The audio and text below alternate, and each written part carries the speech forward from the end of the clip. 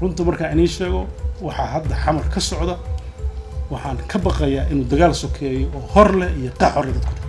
yaa doonaya in muqdisho qalalaasa dagaal gasho bulshada ayaa badanaa ku jaha wareersan cidda sida rasmiga uga dambaysa qalalaasaha iyo buuqa la rabo inuu muqdisho ka dhaco ee maalmahan soo cusboonaaday waa ayo cidda gudaha gadaashiisa ku jirta ee gowska dambe ka qoslaysa haddii ay dagaallo ka dhacaan magaalada muqdisho oo ay dani ugu jirto haddaba aan laba u kala qaadno kuwa lacaga ku bixinaya iyo kuwa la adeegsanayo madaxweynaha Puntland Siciid Cabdullaahi Dani ayaa shakhsiga hogaaminaya duulaanka in muqdisho ay noqoto furin dagaal oo dib ugu noqoto sanadkii 1994 oo ay dagaal ka dhaceen waxa uu dhowr jeer oo hore uu sheegay in magaalada qabiilka degan ay hurdaan taasi oo ula jeedo kicin iyo abaabul qabiil hadalkaasi ayaa dad badan u dareemeen inuu dana gaar ah ka lahaa inkastoo ay jiraan siyaasiyiin la fulinayo qorshaha Dani uu maleegayo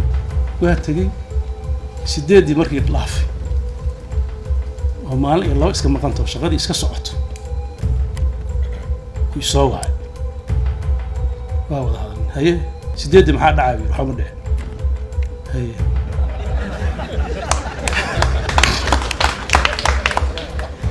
sideed waa u jeedaa inay waxba dhicin ama nimanka ragga hurdaano markoo sidoodii ka caamaayro gidaarada ka daata waxyaab kale habeenkii markii waxa dhacay shalay baan soo waay xidhi waxa tiriyay nimanka haween gidaarada ka soo laabay wax soo daatay maaragtay waxay ma arag ciidamadan oo dabaabaadka wadana ma ogeynay Dani waxa uu lacago ka soo qaaday dawladda Kenya si loogu holciyo Muqdisho ugana dhaco dagaal sokeeye oo sababa in meesha gabi ahaanba ay ka baxdo nidaamka dawladeed si ay u qaadato dawladda Kenya doorkeedii ahaa inay Soomaaliya mar kale u hadasho waxa intaas dheer lacagaha NGO-yada UN ka tahay lacagaha kale oo European Union ka tahay lacagaha kale oo adduunka ka yimaada kulligood waxa lagu maamulaa Nairobi waxa ka shaqeeya Kenya ta ka shaqeeya dadka jooga oo ajnabiga ah guriga ka degan hotel ka degan guriga ka gataan marka lacag aad u far badan dhaqaale aad u far badan ya Kenya ku socday intay Soomaaliya burbursanayd dhanka siyaasadda Soomaaliya waa ka maqnayd saxada marka waa in loo hadlo Kenya waxay ahayd wadamada u hadlaya Soomaaliya haddii ay noqoto qaybteedana qaadanaya haday hesho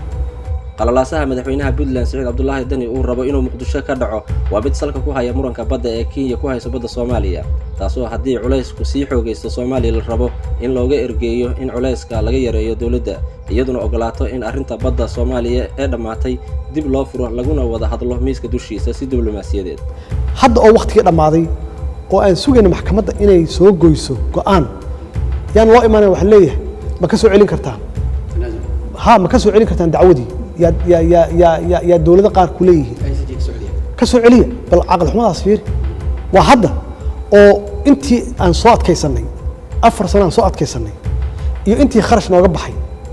يو كين واحد سميسي أو كراستي بنيسي أو كيس كي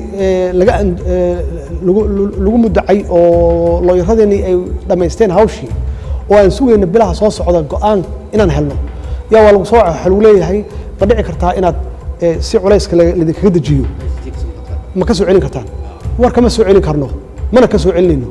su'aashu waxay tahay dadka reer Muqdisho ma ku baraarugsan yihiin dhagarta cadawga gudaha iyo dibadda ee qaarkood gacal iyo sokeeye isaga dhigaya si dano siyaasadeed oo raqiis ah ay u gaaraan